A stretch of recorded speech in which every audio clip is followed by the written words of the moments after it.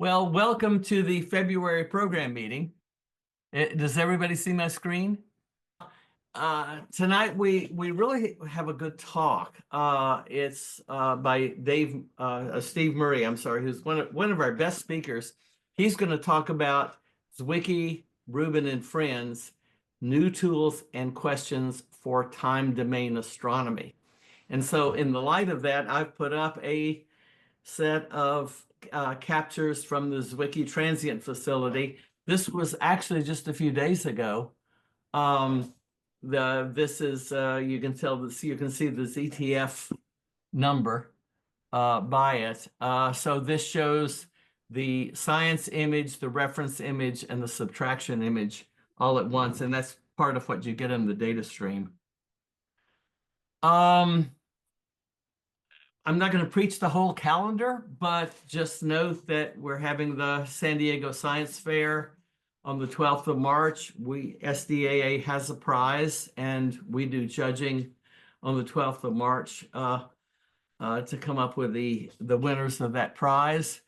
And on Thursday, the 27th, we'll have a University of San Diego student event out at TDS. That's on a Thursday, so I doubt if it'll impact many people.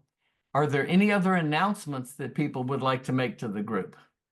You know, when I was vice president, I used to like to throw up some odd astronomy news that I could cull.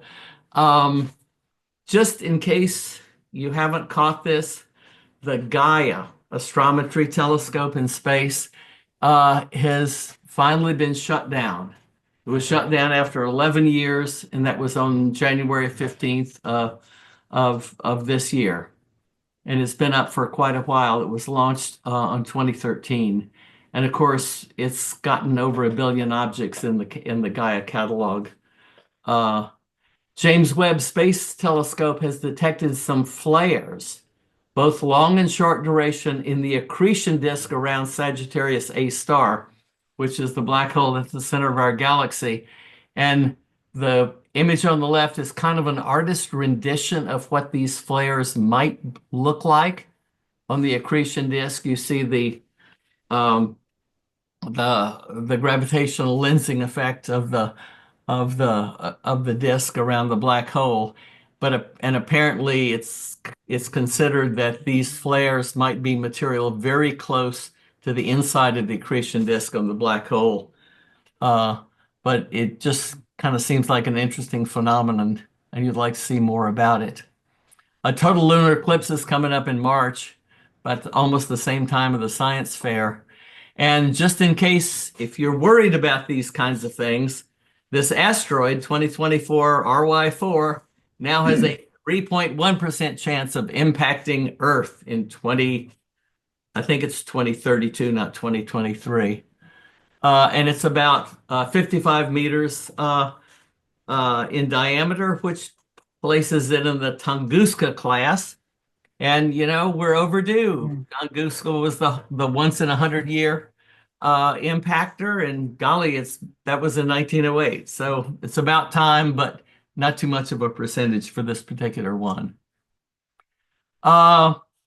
I'm going to introduce Steve Murray, who was a naval aviator, a science writer.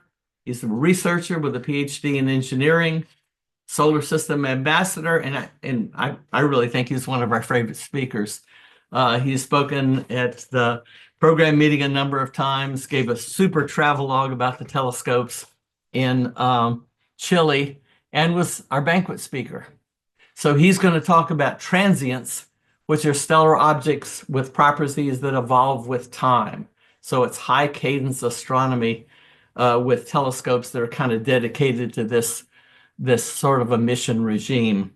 So with no further ado, let me stop sharing and turn it over to Steve. Wow. That happened quick. Okay, let's see. I think I need to share my screen, Dave, like we did on test. Affirmative. Okay, call that up. Can you see that? Yes. Oh, all right. Well, I'll just get into it.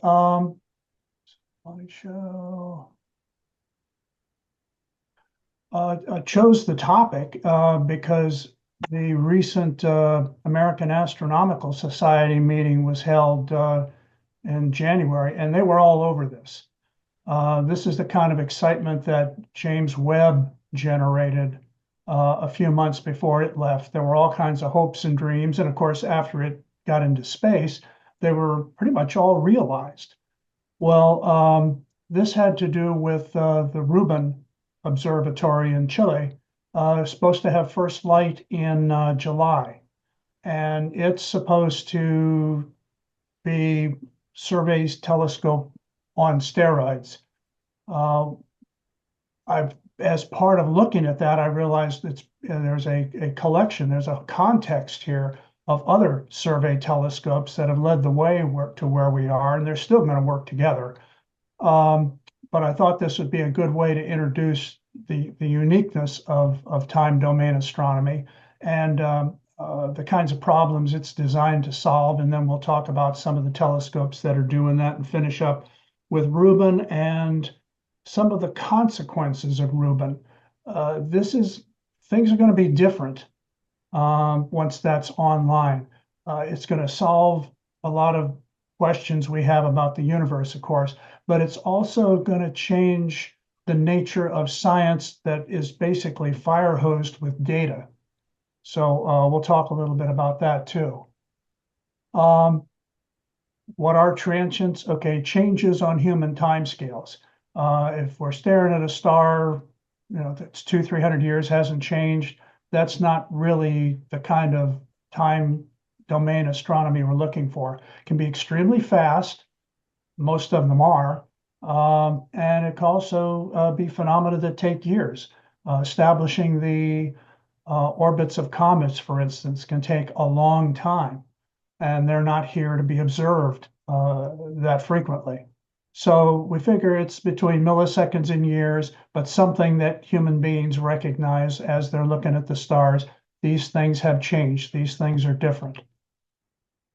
Give you some examples here.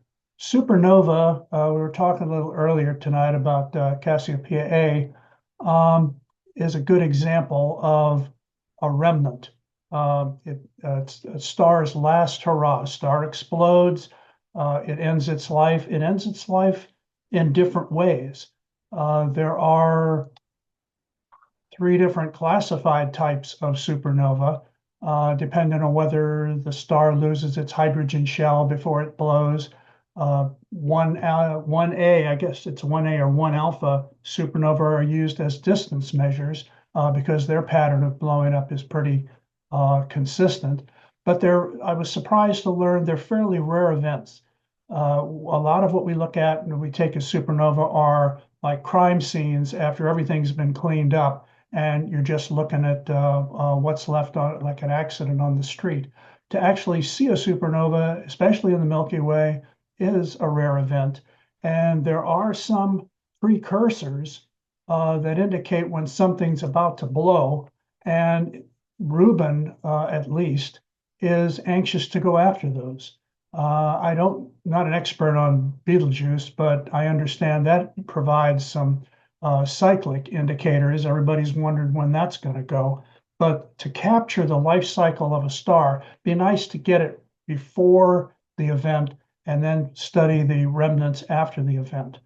An aside, there was a good article in last month's Scientific American on supernova and what different wavelengths can reveal about the dynamics, about the forensic, if you will, of how that star blew.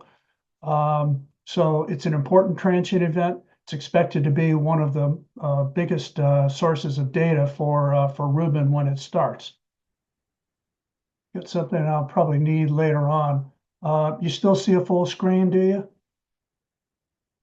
Okay, yeah, I've pulled up presenters view because I have notes.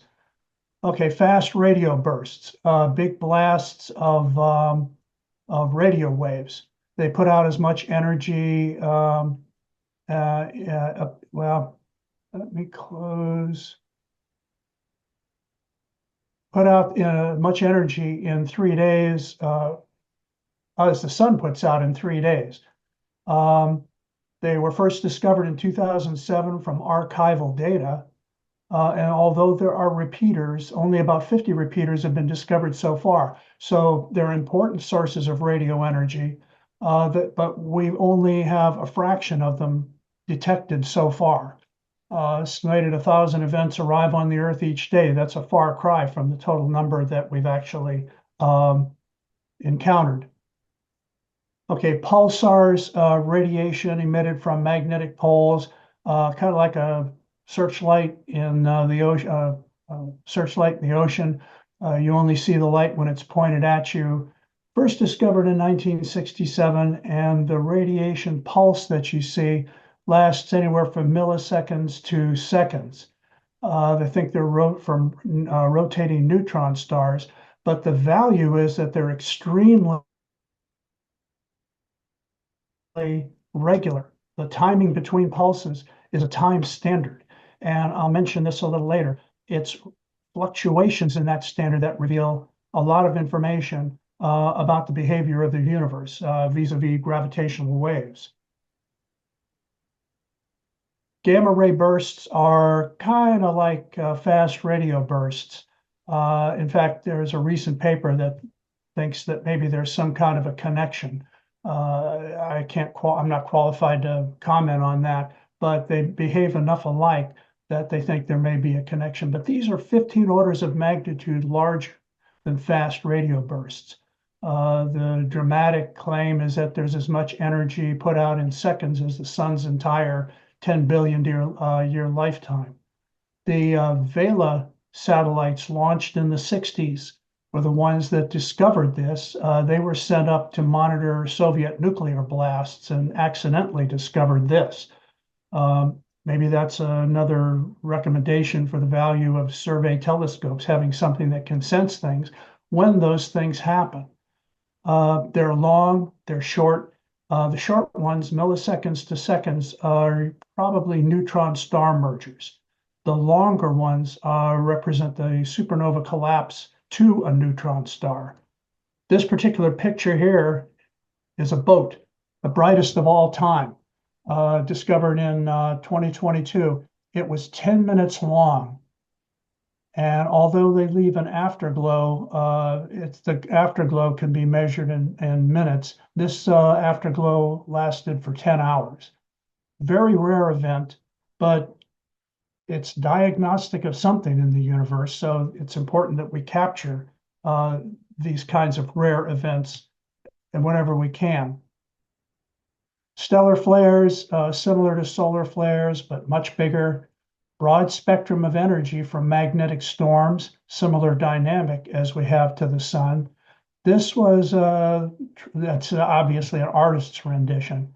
2019 Proxima Centauri flare was caught by Palomar Observatory by accident. It lasted 7 seconds, and it was 100 times more powerful than any of the flares on our sun, but it had the biggest change in magnitude per unit time. UV radiation jumped from normal to 14,000 times normal in a few seconds. So again, rare event. It's not that we don't know about these things, but that some out of the ordinary versions of these events happen rarely, and it's important to capture them. Then there's tidal disruption events, which is almost always a fatal encounter. Basically, a star has its matter spaghettified as it approaches a black hole. That matter breaks down, feeds an accretion disk. It can feed a relativistic jet if that matter works its way into the magnetic field. We will know about over 100 of them. Some were discovered by the Zwicky transient facility. We've known about them since the 1990s, and they emit energy at all wavelengths. But there's a dynamic there of how that matter breaks away from a star, how it approaches the accretion disk, and what it looks like when it gets there.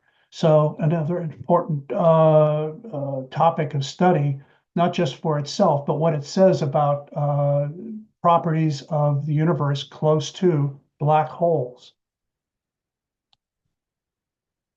Then there are variable stars. We're all familiar with those, I'm sure. They can change in spectrum, temperature, radius, or luminosity. Luminosity and radius are the ones I've read about the most. They can be intrinsic or extrinsic. They can change their properties and pulse on their own, or they can basically have matter, other stars in binaries that go around them that change that appearance to our telescopes as well. Cepheids are a time scale or distance scale that we've used for over a century now. Typically, Cepheids have a period between 1 and 70 days, and there's, of course, two classes.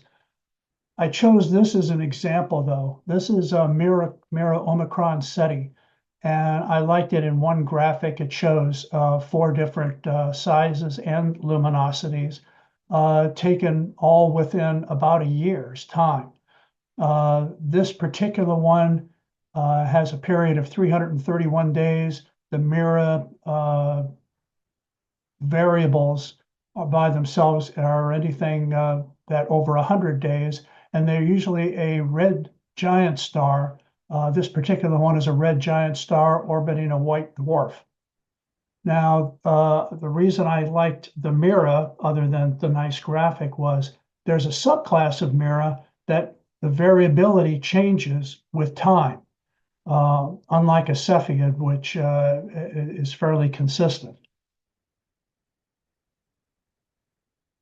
Another example, again, of transient phenomena and why it's important to capture them while they're occurring is in the study of exoplanets. Got almost 6,000 so far.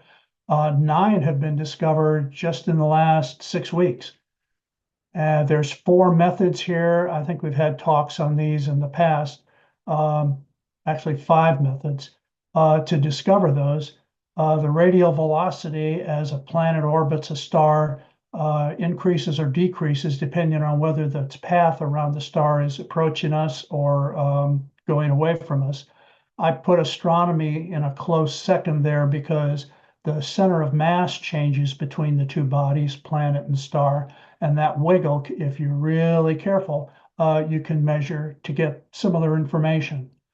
Transits in front of stars is another way. The light dips to measure both the mass and the orbit of a planet. Direct imaging is probably the hardest, but our telescopes are getting way better at capturing planets themselves close to their orbiting center, their sun.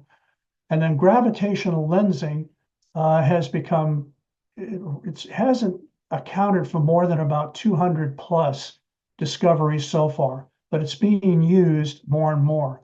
The trick for all of these is you've got to capture the change when it's happening.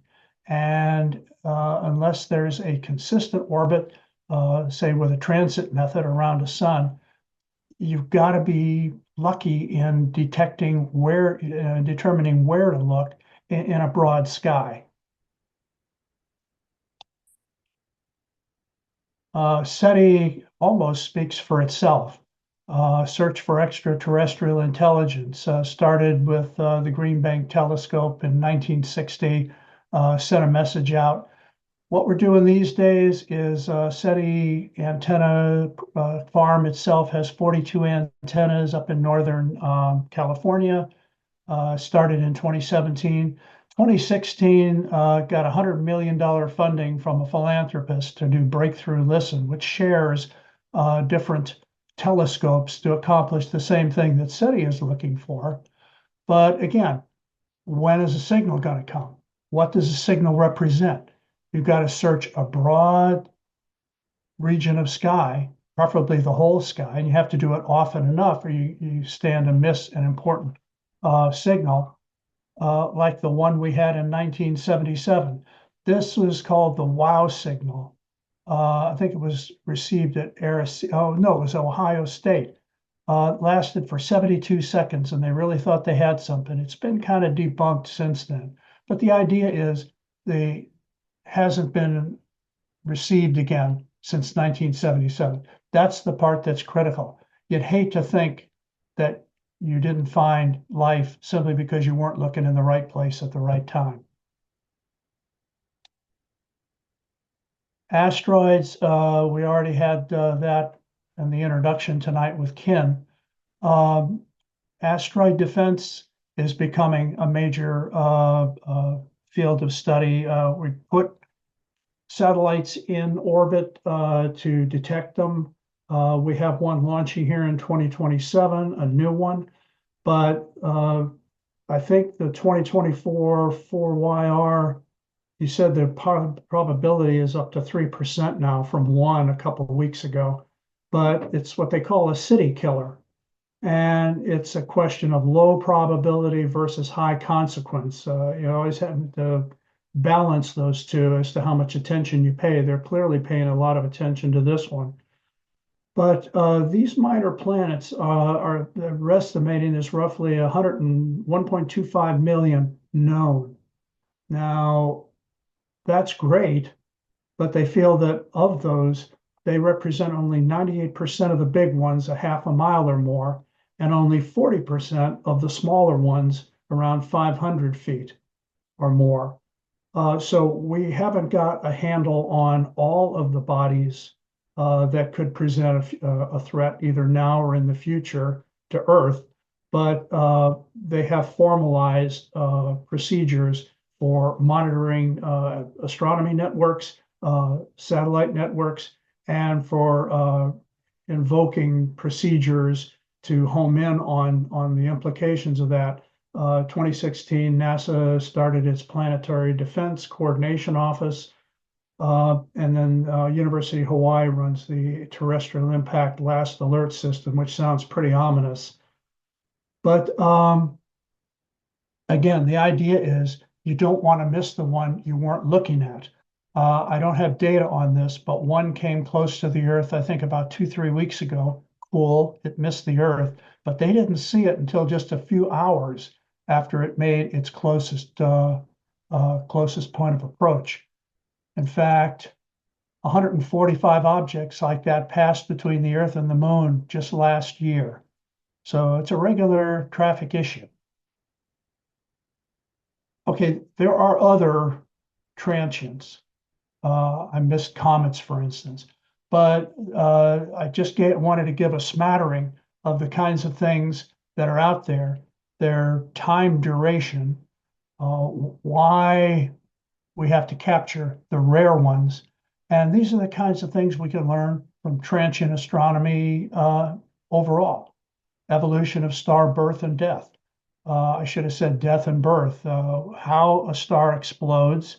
We know there's different ways depending on the kind of star it was in its life cycle. And that was a point of interest for James Webb, because they say the first generation of stars soon after the universe began were made of different materials, simpler materials, and will probably go supernova in strange ways. I haven't heard any data on that since that statement was made early in the launch, but that death puts materials in high pressure out in the surrounding gases and stars where it occurs. Okay, how do those mix? How does that pressure create the next generation of stars? I mentioned stellar physics in terms of stellar flares, in terms of tidal disruption events, and how material we can see is impacted by material we can't see as well, or how they go between each other. Connections between stellar phenomena. I mentioned the paper I'd seen recently on fast radio bursts and gamma ray bursts, but you need more data to cement any of these relationships.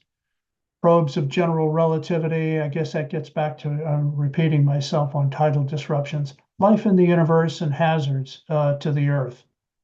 There was, speaking of rare, on Monday, there was a story that a team had discovered an X-ray source in Chandra data from 2020. Nobody had looked at this before. It's a one-off. It was an intense emission of X-ray energy. Nobody had seen it before. The data's been sitting around for almost 5 years, but it was an additional search. They found an additional event. Would have been nice to know in 2020. We could have been searching more, but again, there are things out there we can't explain. They may have been occurring whenever we're not looking or we don't have the tools to look. The idea of time domain astronomy is to fill in those blanks by covering the universe, by searching and mapping the universe over time. Okay, I'm going to talk about model building here in terms of what you do with all these data. This is a Hertzsprung-Russell diagram, which mapped a star's magnitude against its spectral class, its luminosity, and spectrum. That looks fairly clean. It's a foundational plot within astronomy. But look at the number of stars that go into visualizing that plot. To get an equation for that, you need to run statistics. You need a lot of data points to make sense out of that. You couldn't establish, what is that, a third order curve there down the main sequence? You can't get that kind of information with just a few data points. And again, we're back to surveys that'll hopefully fill those data points in. Depends on how much you've got, and that means casting a wide network. Okay, some of the people that have used statistics, and this came from an astronomer I talked to at Zwicky, reminded me that Legendre and Gauss, a Frenchman and a German, modeled planetary orbits using the method of least squares. As they measured they had to measure several orbits to come up with a consistent model for that orbit. These guys were back between about 1750 and 1850. The turn of the century, Henrietta Leavitt took data from almost 2,000 stars to come up with 25 Cepheid variables that she could measure in enough detail to found the principle of distance and luminosity. 25 isn't much, but it was enough to get astronomers started on measuring galaxy distances. Walter Body came by in the 30s from Germany to Mount Wilson, and he noticed some errors in data that Hubble had gathered, where certain galaxies were off in terms of predicted magnitude for the models that Henrietta Leavitt had established. And it took him from about 1943 to 1952 until he had enough data that it was absolutely dead certain positive that there's another category of Cepheid that would change the distance, the size of the universe. But like I say, 6-7 years of data gathering to make the point. I mentioned I had something for pulsars, which are extremely consistent. First of all, we don't know where all the pulsars are. They don't maintain that we have a good understanding of just how many there are or where, but the ones we have are consistent, and there are 4 groups, including nanograv, that maintain measures on what they call pulsar timing arrays. And what they're looking for is slight fluctuations in those consistent periods, which indicate low frequency gravitational waves. These are the waves that anything moving, neutron star, black hole, would emit prior to collisions. Vera and Lisa, is it Lisa or Vera and LIGO handle the collisions. This is a harder problem. And in fact, they discovered their first wave 3 years ago after 15 years of searching. And again, lots of data. This is a telescope from about the 1990s that shows gamma ray bursts. And they maintain that gamma ray bursts come from outside the galaxy. Well, how do they know? It's because they're evenly distributed over here. If they were coming from in our galaxy, they'd be clustered along the galactic plane and bulge, but they're not. They got their conclusion by gathering a ton of data. So we've got to measure the universe as best we can. We obviously can't be looking at everything everywhere all the time in all wavelengths, but we are looking for changes primarily in brightness, position, and spectrum. Changes in spectrum is still time domain. We need multiple types of telescopes for complete information, and there's a teaming arrangement that I'll talk about to help make that happen. And if this is successful, to the degree it's successful, they need methods to organize all the voluminous data that would emerge from such a search. Okay, these are a little sheepish about presenting these. Everybody knows these, but comparison of field of view. Basic idea here is the wider your field of view, the more sky you can take in at a single observation. The less moving you have to do to capture a huge chunk of sky. The other issue is cadence. If you can't be everywhere all the time, what you can do is take an image in a piece of sky, move on to another piece of sky, come back to the other earlier one, and take another picture and see if there's a difference. It's the time between observations that is, it's not the only definition, but the most common definition of cadence for survey telescopes. There's a trade-off here. Wider field of view, the more you cover with each stop, and the easier the cadence demand becomes. Smaller field of view, you've got to move around a little faster, and of course there's a limit. If you're trying to gather light, there's a limit to how fast you can do that. Fortunately, most events in the sky are not so instantaneous that you can't get back before the phenomena has disappeared. The more common technique where that is the case, or even here, is to just find the change and direct the task to a special telescope that can spend the time needed while you move on with your search. This is a list I put together. It's who knows how accurate it is. It's the best I could find.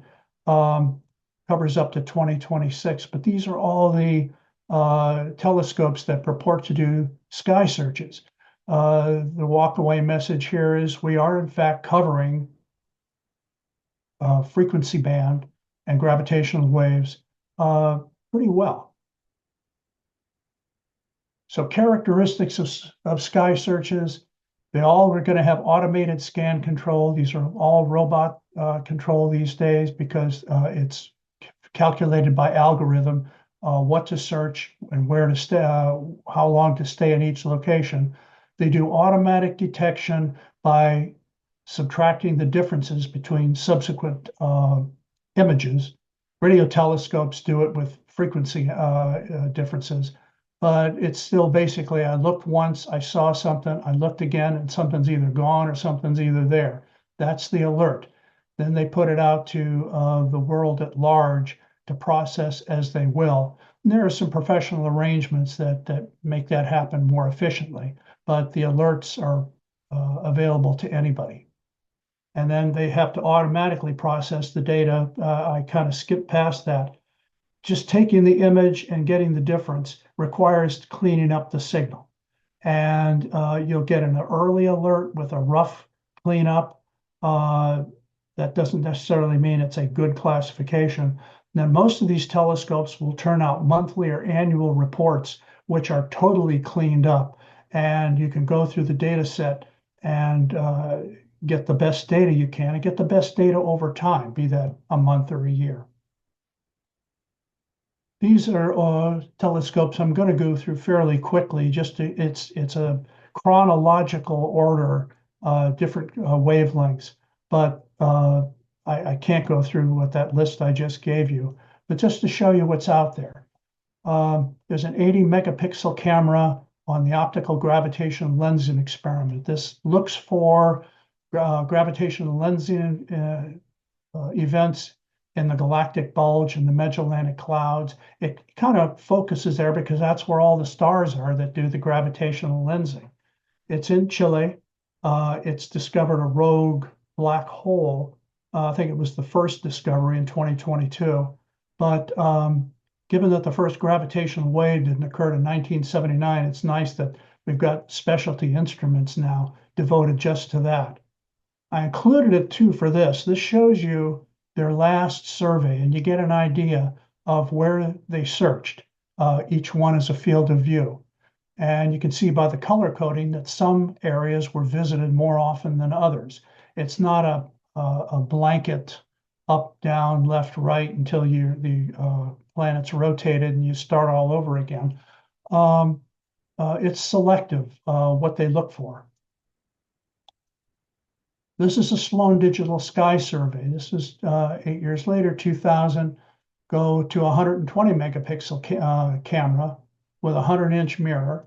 There's a playoff here between the light gathering of the mirror and the quality and sophistication of the camera.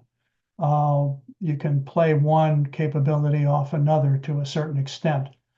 This one also has a spectrograph, and as do some other telescopes, not the one I just mentioned, Ogle, but that will do real-time filtering to give you some kind of spectrum information along with your alert. They say they're putting out hundreds of gigabytes of data per night. The thing that I liked about this was this is what started off citizen science. This is the first definitive telescope that gathered so much data they could not process it themselves. They had to farm it out, and they put it on the web, and people came, and this was the kickoff for public involvement in qualifying real detections from false positives. That started the Zooniverse in 2007, which is still going today. This is Vista. It's out by Palomar Observatory in Chile, 2009, 67 megapixel camera. I put it up because this is the largest telescope in the world dedicated to near infrared wavelengths. And it's a special built camera integrated with the telescope. It's short. They've made some engineering changes to allow for fast processing of their data. And I think, yeah, I said 200 to 300 gigabytes of data at night. Moving on to Pan-STARRS a little bit later. This is in Hawaii, and their location allows them to scan the southern hemisphere and up to the quarter of the northern hemisphere, as will Rubin. There were supposed to be 4 telescopes. I think only 2 have been funded so far. They're both operating. The Pan-STARRS 1 began its search in 2010 with a 140 megapixel camera. Pan-STARRS 2 did it with a 150 megapixel camera afterward. They generate about 1,000 gigabytes per night, and at the end of their their second survey, which I think is 6 years and involved both telescopes, they released the largest data set ever that anyone had ever seen, 1.6 petabytes. Not going to compete with Rubin, though, as we get there. Meerkat is a radio telescope. It's in South Africa, 64 antennas. It's part of the square kilometer array, which is spread around the world. But they look for radio transients. Estimate they have about 4 billion megabytes per year. I haven't broken that down to a monthly allowance, a monthly rate or nightly rate yet. But they do pulsar timing arrays. They're part of that. They're part of breakthrough listening. But again, transient events. This is CHIME, personal favorite of mine, Canadian. No moving parts. They use cell phone processors. They just move with the rotation of the Earth. They can observe about half the sky each night. Started in 2017 for the purpose of mapping hydrogen in the universe to look for study dark matter. Turns out they were terrific for fast radio bursts. Started in 3 years, they had 1,000 detections. So they're doing about 800 to 900 gigabytes of data a night, but it's a really inexpensive, no moving part radio telescope that so far has worked really well. Go-to is a follow-up telescope, 2017. 50 megapixel cameras. A total for this facility would be in each unit that you see, there's two units here, a closed dome and an open dome, has 8 16-inch telescopes. They're kind of offset from each other. You can see they're not all lined up, and each has its own camera. So that's 800 megapixels per. And there's this is in Spain. There's another one in Australia. It's really well used for gravitational wave follow-up. I had never heard of it before, but it's got a lot of business. And it generates enough data that it has its own citizen science effort as well. And when they're not doing anything else, they do regular standard skies. They can do a survey every 2 or 3 days, but that takes a backseat to gravitational wave follow-up. Okay, now we get to Zwicky. Optical and infrared, rapid brightness changes. They're looking for transients too, based around the Samuel Ocean Telescope. Has a 48-inch Schmidt camera attached to the back. I think it's a 71-inch mirror. There's a little history here. Fritz Zwicky and Walter Body kind of strong-armed George Hale to pay for these Schmidt telescopes. They built an 18-inch Schmidt in the 30s. They paid for that. It was installed at Palomar, and it was the only instrument there for a while. And the deal was Zwicky would stay there and look for supernova. As a matter of fact, Zwicky and Body kind of coined the term. He would look for wide field images to find supernova, and then Body would go up with the 100-inch at Mount Wilson and actually search for them. And Zwicky had the record for discovering supernovas up until 2009. But the 48-inch is what we're seeing today, and that was funded in 1937. And they're using Palomar Observatory money to do it. In other words, Hale shaved it off. And it started operating just before the Hale did. I think its first CD camera was in 2000, but they had one installed to make the interim Palomar transient factory in 2009. You can see it gets 100 megapixel images. And a custom camera for purpose installed in 2017, commissioned 2018, I think it's what you're looking at on the right, for 600 megapixel images. That's what became the Zwicky transient facility. So it's had regular upgrades. The latest one is the instantiation in 2018. And it is assisted in spectroscopy by spectral energy distribution machine. I like the name. It's a 60-inch telescope up there that does spectroscopy to speed the classifications for the alerts that come out. Now we're up to 4,000 gigabytes a night. This has been called in some sources I've read the transition between other telescopes and Rubin, but it's 4 times the data rate production of Pan-STARRS and 10 times the interim Palomar that preceded it.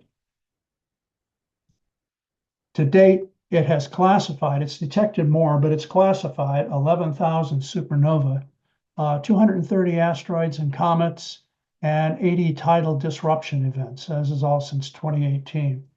And last Friday, I saw an announcement that Astronomy and Astrophysics has a special issue of 21 research articles based on the most recent Zwicky release of 1A supernova, almost 4,000 of them. It's the biggest catalog ever.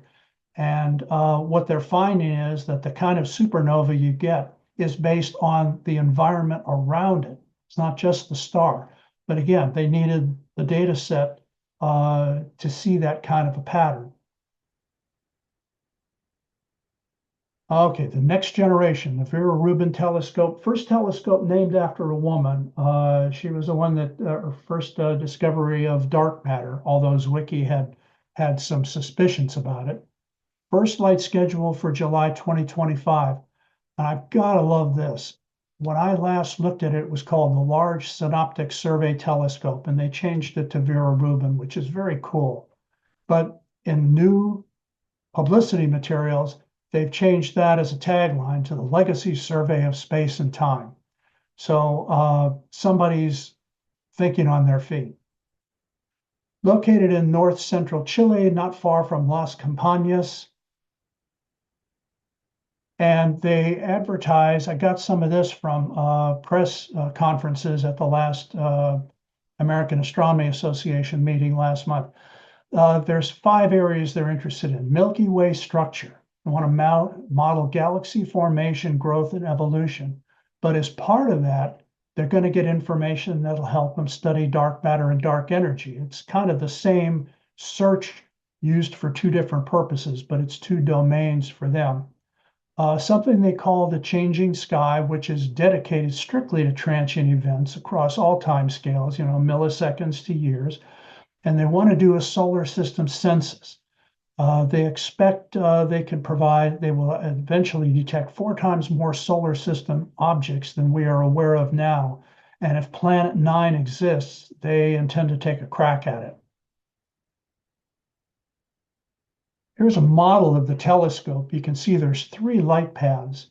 Light comes down to a 330-inch primary mirror. That's 8.4 meters. I wasn't sure which units to use here. There are bigger mirrors. As I said earlier, it's a combination play between the light gathering of your mirror and the quality of your camera, and the camera is incredible.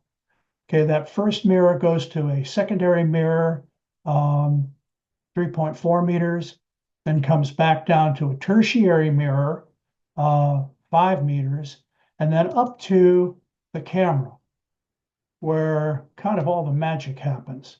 This is the largest digital camera ever built, 3,200 megapixels.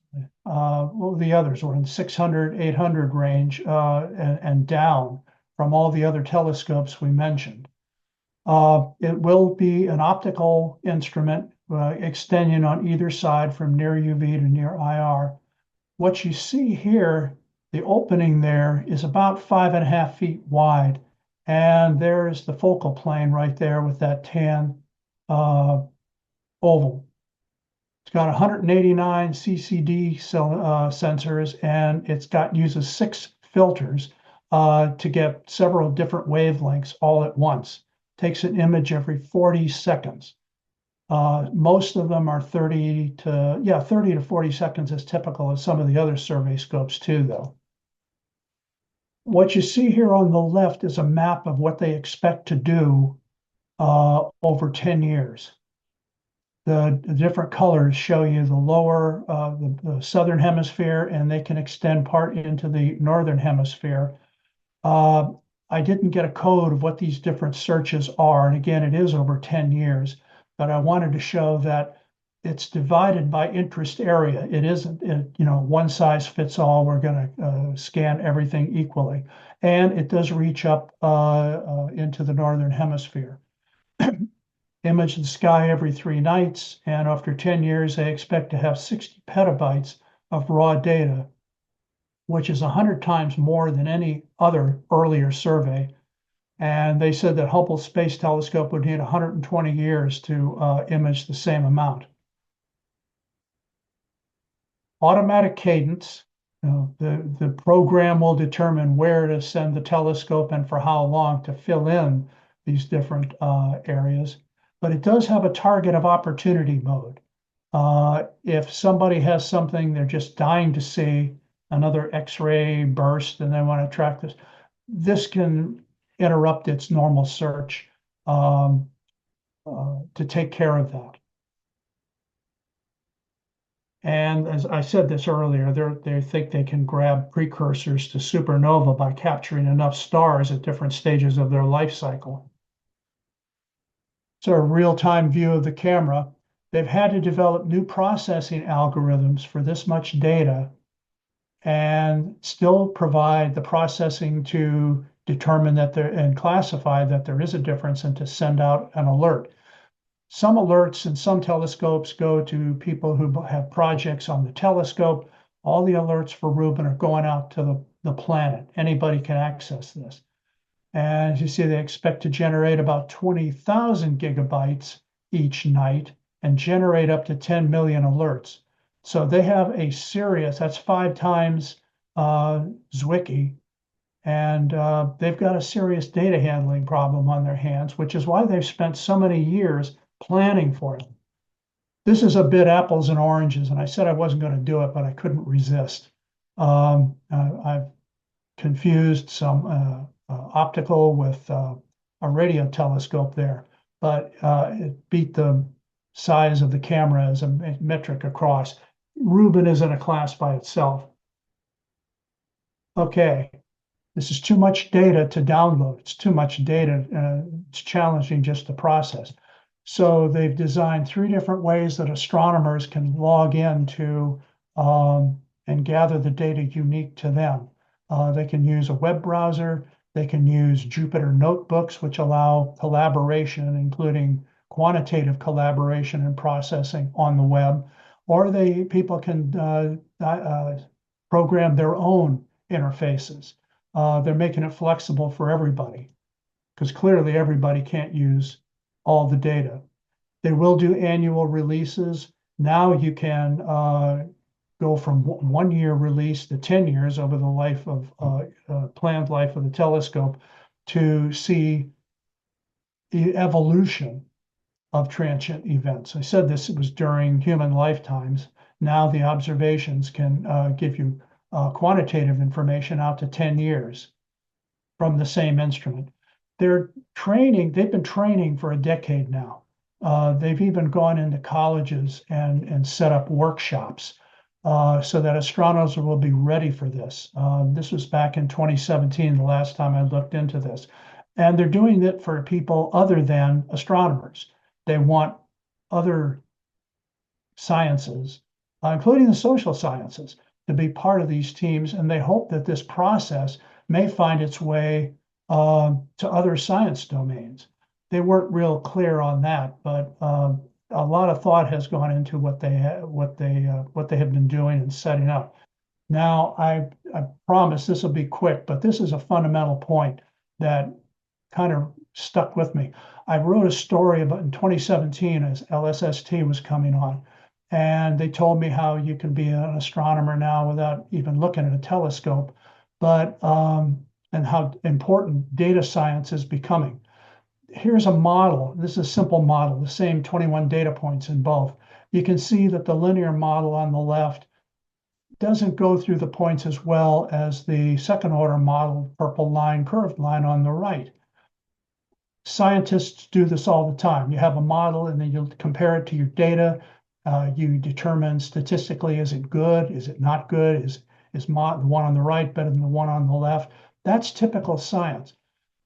One of the astronomers said things are going to be way different now. This is the way he grew up learning science. Get your data points, fit it to a model, draw the statistics on how confident you are on the model. He said with LSST then and Rubin now, the data become the model. You've got so much data, there's almost no statistics that need to be run to see the pattern. That's what they expect to come out of this scope. So I mentioned careers without a telescope. That's been known for about a decade now. But I did a quick Google search and found they're offering degrees now that are like double majors. You can major in both astronomy and data science because that's where the field is going. Real quick, citizen science is still alive. The programs I showed you, except OGLE, all have citizen science. ABSO is still going, all the new space telescopes have citizen science. The idea is to get lots of eyes on lots of data. And this is usually done by reviewing images. Did they classify, is this a real supernova or is this something else? Is this a real galaxy or something else? And human beings are good at that.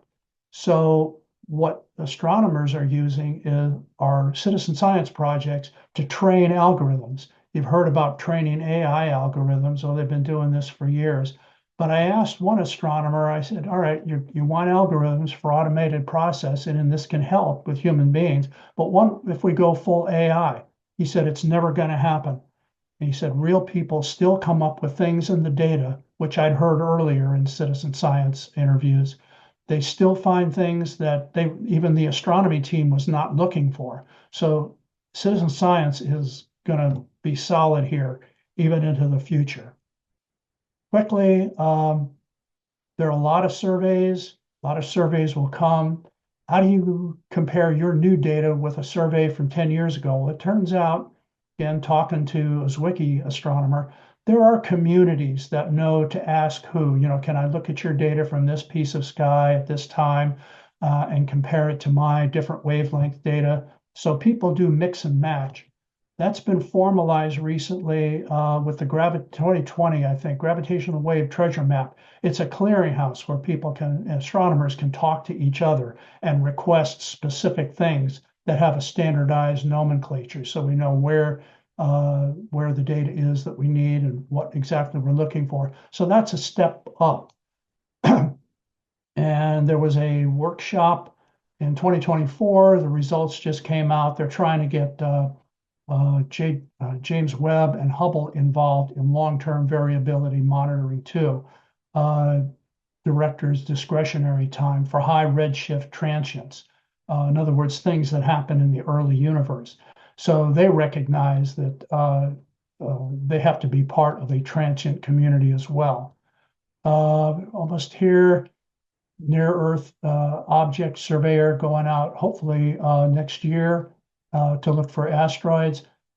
The team for Rubin has already been in negotiations for some months now for collaborating with the Nancy Grace Roman Space Telescope when it launches. They already realize that they need to reach out to other tools as well. This I ran across, just to let you know, there is a radio counterpart of Rubin Observatory in the works. They say it's 2027 to 2032, 2,200-inch dishes to do pulsar timing, gravitational wave follow-up. They want to image the entire sky 16 times in 5 years. It's run out of Caltech. I haven't seen enough detail to provide a whole bunch more.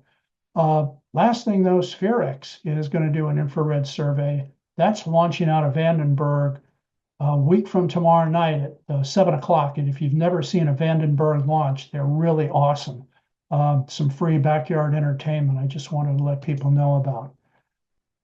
Community coming together. The decadal survey has listed temporal astronomy as a priority area. Told you about the 245 meeting in January at Astronomy Association. There's a new Science Telescope meeting coming up in March 13th called Transients from Space. Again, tried to reorganize their suite of telescopes to get on board with a more powerful survey study of the universe now that Rubin is coming. And 246 is coming up in June in Anchorage, but I'd love to attend that.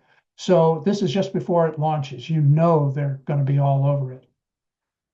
So if anybody's got any questions, I'm ready for anything. I haven't been looking at the screen like I promised myself I would, but that's my presentation. That was a terrific presentation. One thing gravitational lensing events. I have seen reconstructions that would seem to give you the picture that if you could detect all or most of them, at a high cadence, you would constantly see gravitational lensing events occurring, almost at random throughout the sky. Do you have any sense of that? It sounds correct. There was a story last year about gravitational lensing that I try to reconstruct it from memory, but 3 different telescopes had detected something, had detected 2 different events, different parts of the sky. They went back and they found out that their earlier work had that same material that they had never detected in the data. Don't ask me why, but because light travels from the same object in different paths, sometimes you gravitational lens and you get different images of the same thing.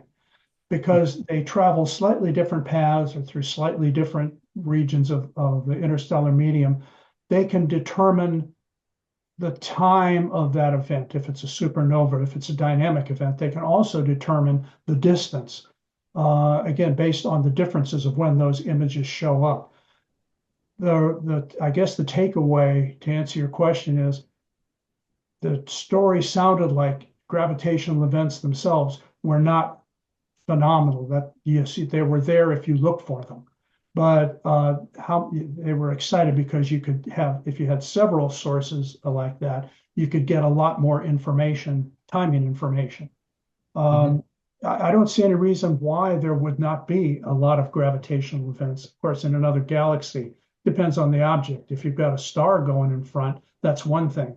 If you've got a planet, you know, what are the odds you're going to see that? But that's another reason why survey telescopes may pick those things up. Mhm. Did I answer or did I talk around it? No, I think you answered it. I don't know how realistic that particular impression I have. I don't see anything in the chat yet. Are there any other questions? Otherwise, I'll be glad to ask. Okay, I okay. Then have this one. is, I have one. go ahead, go ahead. Yeah, are gamma ray bursts actually visible? I don't think so. I think the image I showed you, it's gamma rays and they're not part of the visible spectrum, but that was taken with a radio telescope. Well, and I'm blanking on the spectrum now, which end gamma ray occurs. I think it's at the low. It was discovered by ALMA, and then other telescopes. It was accidental. They were looking for something else, and this gamma ray burst occurred. So other telescopes were looking at that same region of sky and were caught equally by surprise. So they put the information together to create that image. But no, gamma rays, I don't think are in the visible spectrum or even close to it. Okay, thank you. Steve, just to what it said, the Vera telescope is coming online. First light is 2025. Do they have a specific date as to when they're going to start spitting data out? No, good question. James Webb had an express policy of putting everything out as fast as they could for the first 6 months. There was even a name for the program. You know how most astronomers get their data for a couple of years and then it goes public? That's the professional practice. But James Webb had a different approach. Well, I haven't heard that or any intimation of that from the team that briefed Rubin. It would seem that the amount of data they're going to have coming out of that thing is going to act like a waterfall on a whole lot of folks. Oh, it is. That was the big issue 7 years ago. It wasn't even the design of the scope. It was what are we going to do with all the data we get, Mhm. which is a nice problem to have. You can always go back to it. Who's it? Oros and Welsh, the two professors at San Diego State, discovered a couple of several planets orbiting a binary star system a few years ago. They did that with old Kepler data. Kepler had been shut down, but they went through the data set. And so that's a nice thing. If you've got a 10-year record, you can go back 9 years and 364 days and see if you find anything that way. From an overlap, you said that there's how much of the northern sky is the Rubin telescope going to be able to see? I can call that image up. It looked like about 15%. It was the gray area up into the northern hemisphere, which isn't surprising when I mentioned pan stars in Hawaii can kind of do the same thing too. Just where you install the scope. Let me ask about the processing because I remember Matthew Graham told me one time because I'd ask because they're using mostly Python and Python AI. And I believe they've, with all of those ZTF, IPTF, and PTF evaluations, they've only done one successful classification with total AI. Everything else has had a human level of intervention. But he told me that because the images come in serially, roughly every 30 seconds or so, then they could do the processing they needed, the first order processing, even with a Raspberry Pi machine. Mhm. So it doesn't take a lot if you've got, 30 seconds to run the program and come up with some initial morphology and some initial decisions. But with with uh, with a Vera Rubin telescope, it's got to be it you're going a whole. I don't know if it's a whole order of magnitude more data, but it's going to be significantly different. And was any of the software or the design, the pipeline design, used with the Vera Rubin system?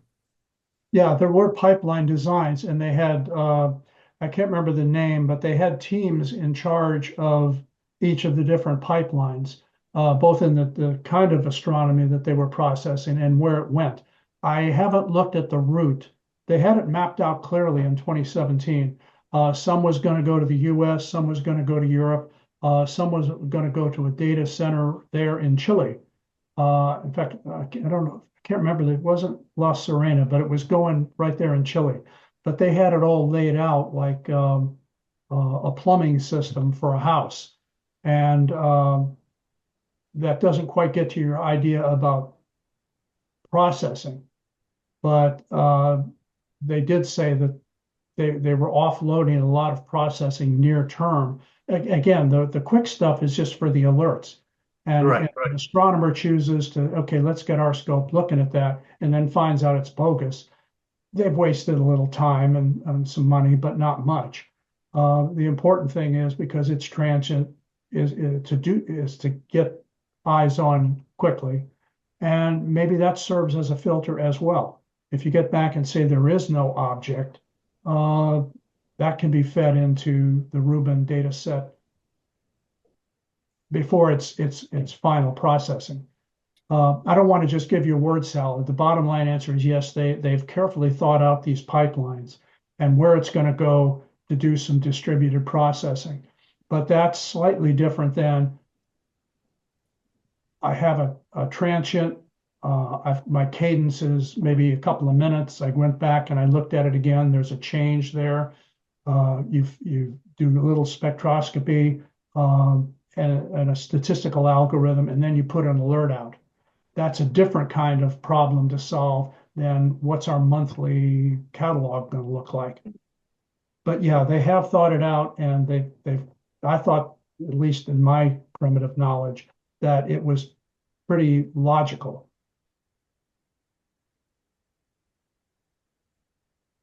There isn't going to be a backlog. I mean, there are in some programs, like I said, you go back and look at things that somebody obviously didn't see the first time, like the Chandra data. Mhm. I don't get the sense that they're ready for this. Oh, yeah. What's the magnitude of the Vera Rubin telescope? I think the ZTF is magnitude 20.5. Oh yeah, Eight, 8 meter scope is going to be a lot greater. it should be, but I don't have a number. If you had asked me a cold question, I thought it was 20.5, but maybe that's where I got it from the ZTF research. If I can release the screen, if it's okay, I can do a quick Google. Sure. Yeah, Okay. You are screen sharing. Stop share. Yep. All right, let me see what I can dig up. Let's see, limiting magnitude of approximately 24.5 in single images and 27.8 in the full stack data. It's not a great difference, but it's a difference. Mhm. Were you expecting more? I don't know what to expect. I've seen some of the ZTF, the individual images, take a very small dwarf galaxy and so forth. And, but it's like photometry. If photometry doesn't have to be all that clear, and distinct and sharp.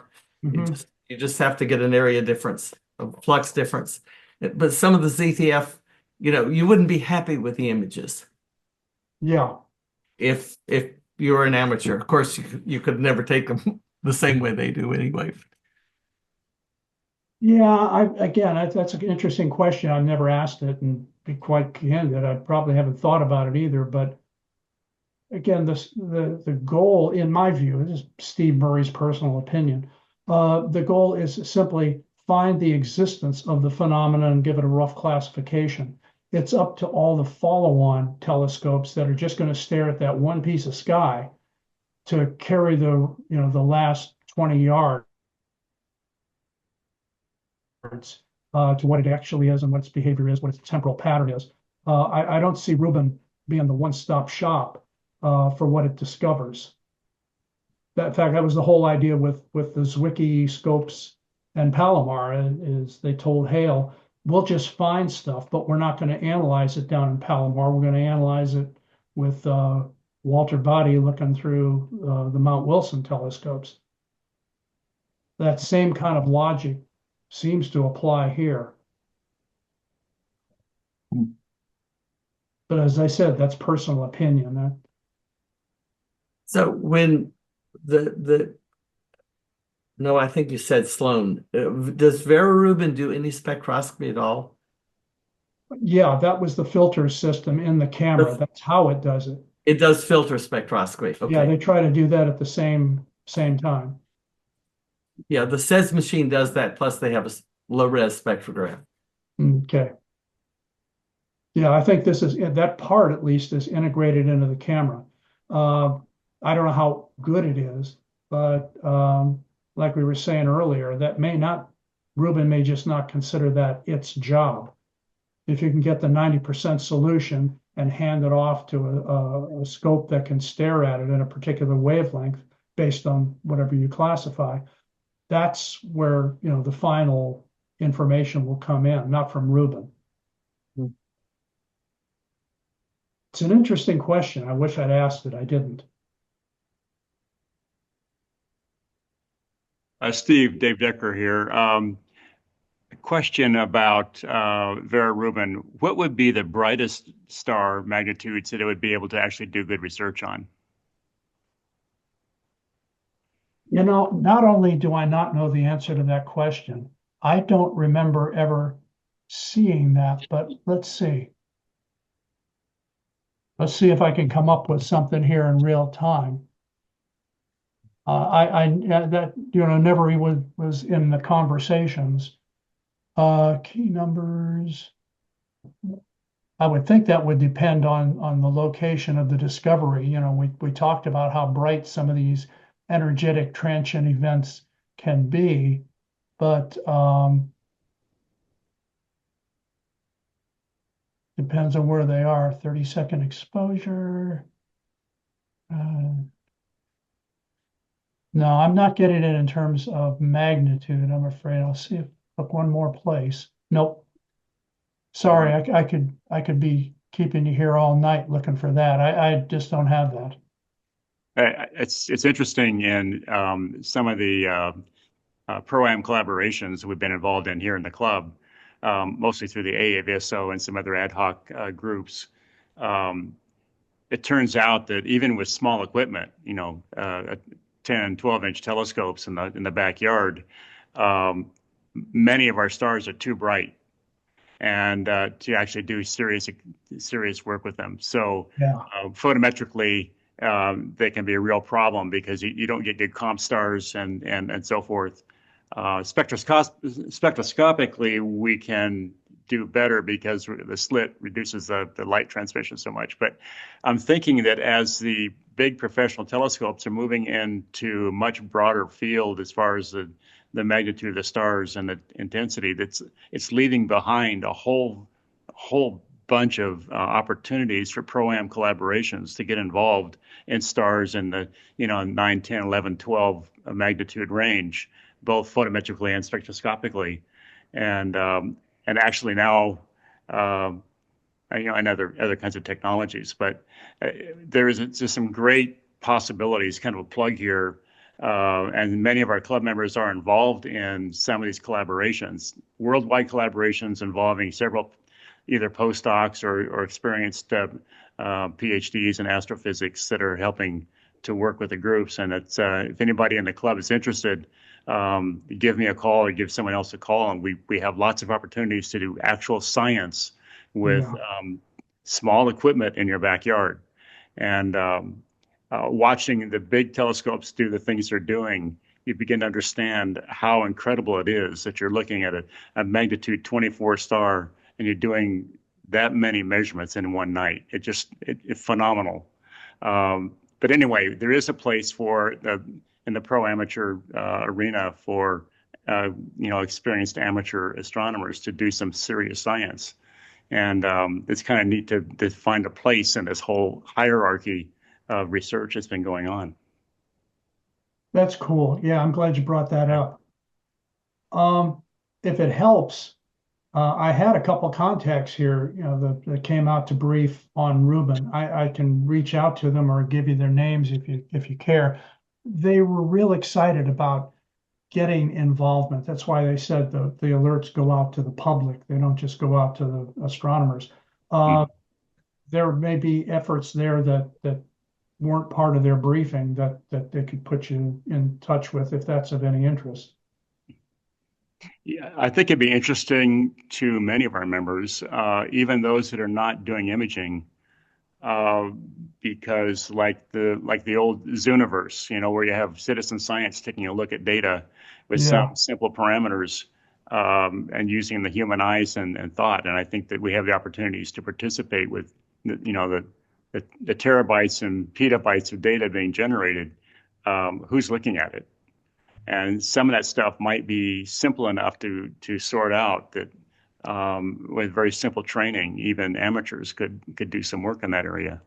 So I'm sure they could, and I will close the loop on that. If there was a walk-away message in that regard, it was that they're very anxious to get the world involved in these data, not just to offload, but they want this to be a world community instrument. Yep. Well, thank you for the presentation. It's good to see a good roundup of all those telescopes. And I'll just note that the alerts from Zwicky, at least 1 million a night, the goal of the system, and they're pretty close to achieving it, is from observation to user in 20 minutes. So that's taking the image, sending it up to Caltech, running the algorithms against it, sending it out in the data system, packaged with all of the data, which is the thumbnails, the morphology classification, and some light curves if they happen to have it.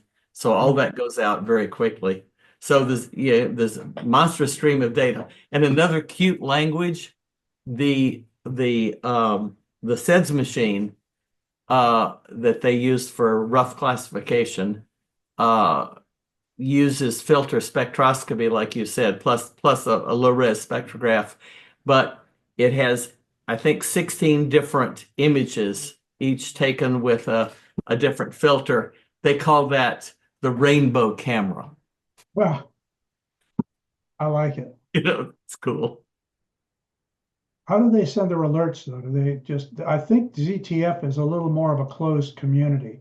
Even when they share their data, Matthew suggested that it was within the ZTF astronomer community. They have brokers. Antares is one of the brokers. Okay. That's where I got the image that was the thumbnail, and it had a light curve along with it. I think ZTF has discrete missions that are funded by different communities. So there's some Caltech money, there's some consortium money, and there's some National Science Foundation money. So it depends on which mission they're running, who actually gets access to the data. Okay. Thanks.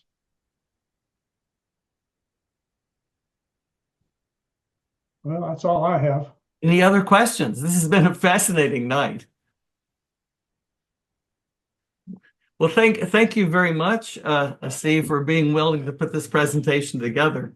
It was very revealing, and we're all looking forward to hearing more about the Vera Rubin telescope. Or what is Wow. its suggested new name? Oh, what is The it? last.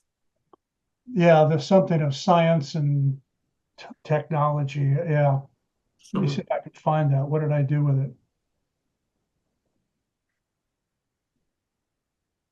And it is the Legacy Survey of Space and Time. Sounds like a Doctor Who, like a TARDIS.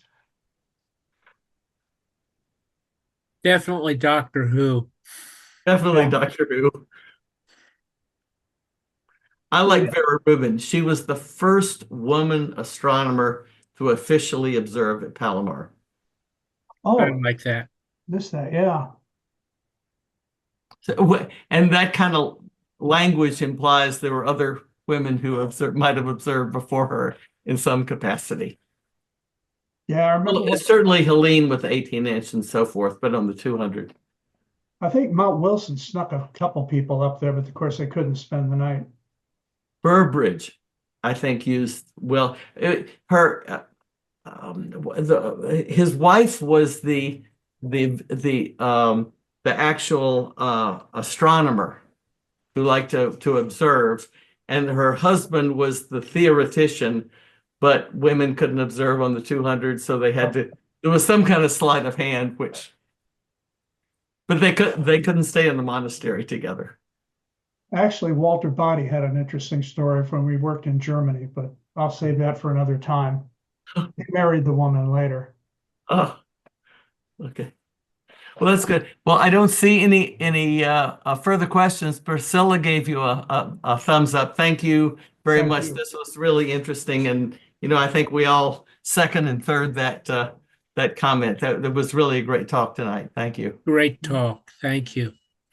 Great time to be in astronomy. Mm. Okay, well, thank you. Okay. Well, if there are no more questions, that concludes the meeting. Thanks for everyone who attended. I'm sorry I didn't get more of an announcement out, but we'll solve this problem next time. Okay. Hey, Ken,